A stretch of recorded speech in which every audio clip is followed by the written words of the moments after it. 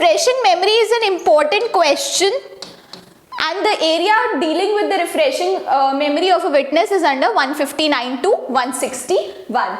So while before dealing with section 159, there is this thing.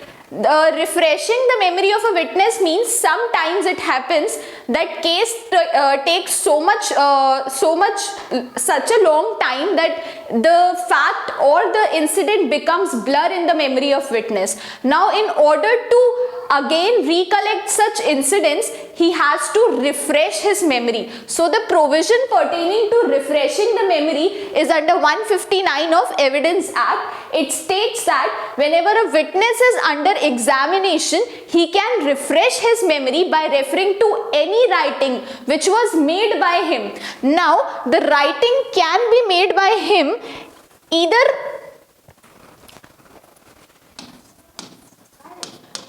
Now this writing can be made by him either at the time of transaction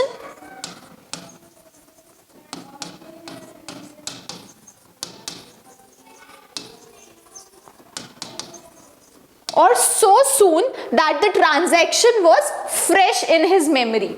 So it must be either at the time of transaction or so soon afterwards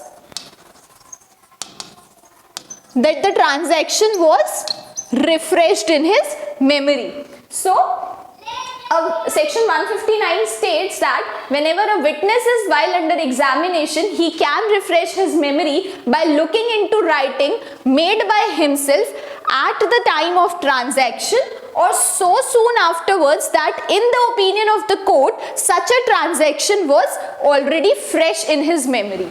Okay.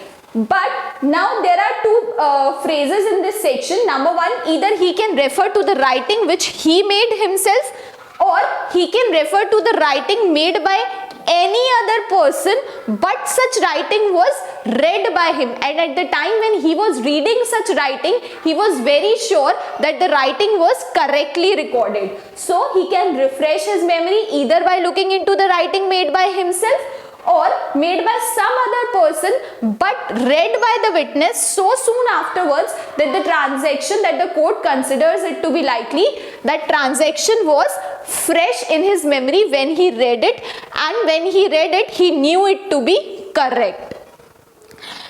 Also a witness, whenever he is referring to any document, he can also refer to a copy of that document if the conditions mentioned under section 65, which deals with when can a secondary evidence of a document is produced, is satisfied.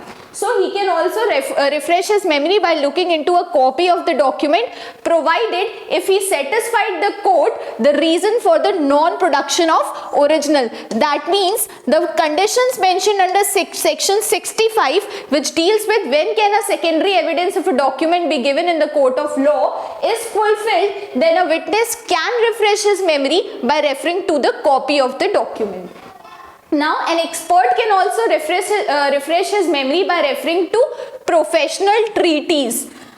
Now here writing, we have seen that a witness can refresh his memory by referring to writing. So the term writing is though not defined in the Indian Evidence Act, but it is defined under general clauses, section 3 clause 65.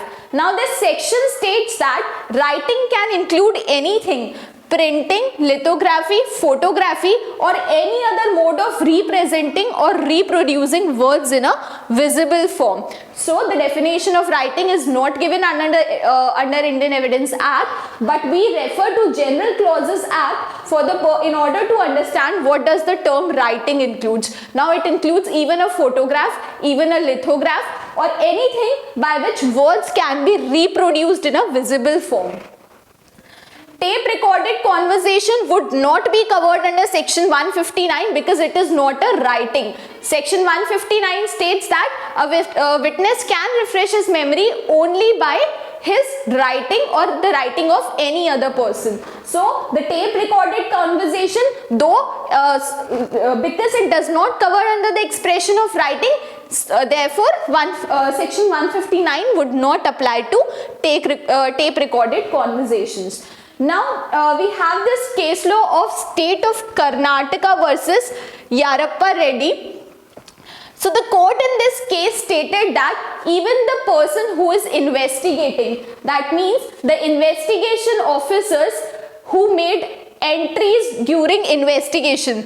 Now under section 172 of CRPC, police officers are required to maintain a police diary. So if he has made entries properly in that diary, then he can use such diary in order to refresh his memory. So this was the judgment of State of Karnataka versus Yarappa Reddy, where the court stated that record of investigating officers are contemporaneous entries made by him during the course of investigation and hence can be used for refreshing his memory. It is always advisable for him to look into these records before answering any questions in the court of law. Now the writing may not be relevant, but the fact in the writing must be relevant. Though the writing which the witness is referring is not relevant to the particular case, but the facts which are mentioned in such writing can be a relevant thing, and therefore a witness can refresh his memory by looking into such facts.